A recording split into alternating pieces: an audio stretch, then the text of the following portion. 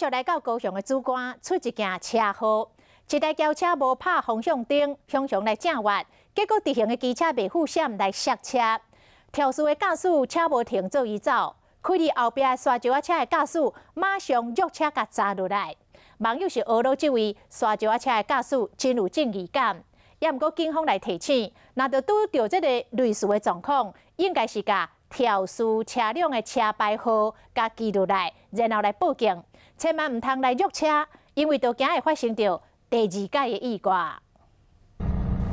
行车记录器的画面是一台轿车开伫路面，无拍方向灯，突然间就正越，一位机车骑士背负弯用转摔倒，想袂到轿车转开走去。后面沙石车的驾驶看到，伊开车伫少，经过几下路口，把轿车砸落来，爱伊负责任。你讲他不知道啊？那我说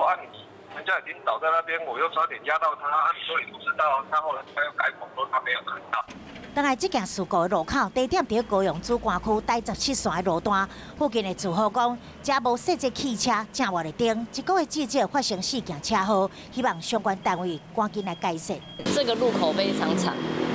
而且有跟派出所反映啊，然后议员反映都没有用。热心的沙石车驾驶需要将影片抛上网，网友拢学罗赞，伊真有正义感。不过警方提醒，若是拄到交通事故，第一时间应该将惹事车辆的车牌号码给记落来，提供给警方，唔好家己去追逐，避免发生二次意外。